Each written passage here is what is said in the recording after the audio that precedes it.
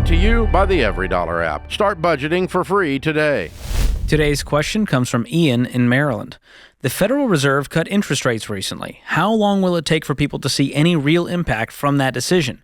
Also, my high-yield savings account is paying me over 5%. Should I expect to see that rate to start coming down?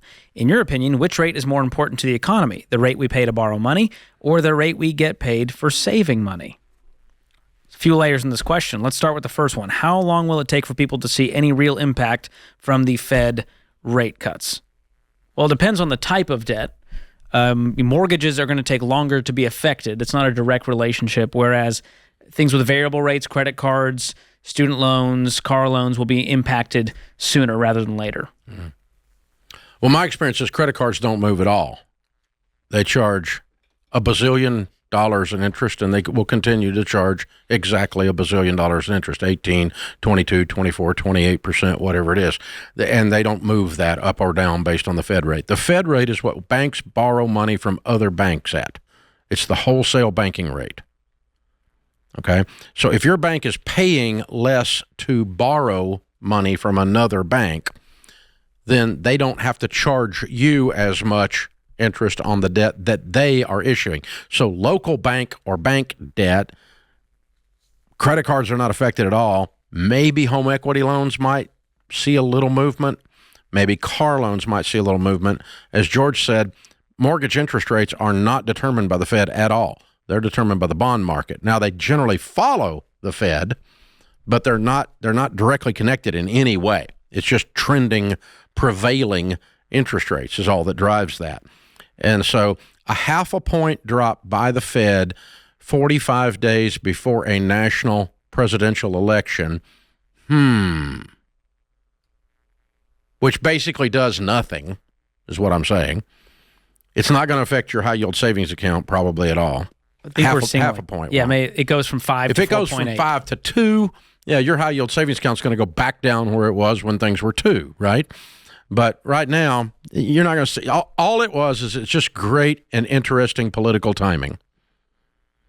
When the economy is like probably the number one political issue, whether the candidates realize it or not.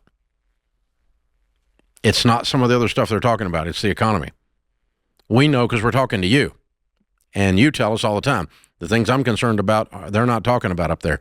I'm concerned about $5 gas, $5 eggs, and 7% mortgage rates. That's what I'm concerned about. And so this one thing, this move right here is actually touching on the number one item in the political landscape today.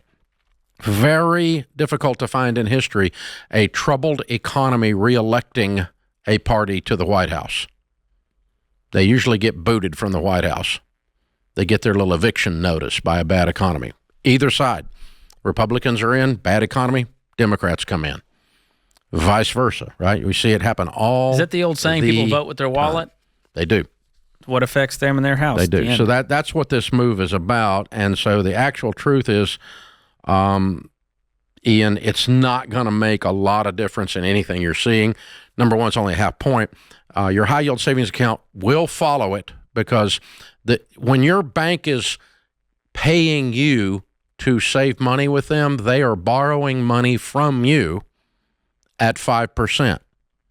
If they can borrow money from another bank at 2%, they're not going to pay you 5% anymore. So when the prevailing Fed rate goes down lower than your high-yield savings account substantially, they're not going to borrow money from you anymore because they can borrow it from somebody else wholesale cheaper.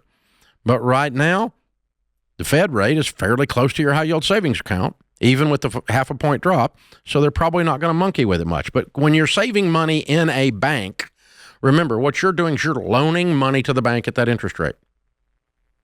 And that helps you tell why they're willing to pay that interest rate. And because they're borrowing money, and they can then loan back out approximately 12x whatever their deposits are, according to FDIC guidelines.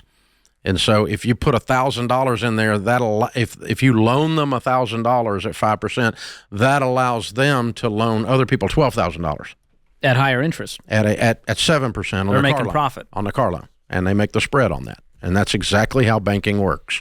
It's really not much more complicated than that. Create your free every dollar budget today, the simplest way to budget for your life.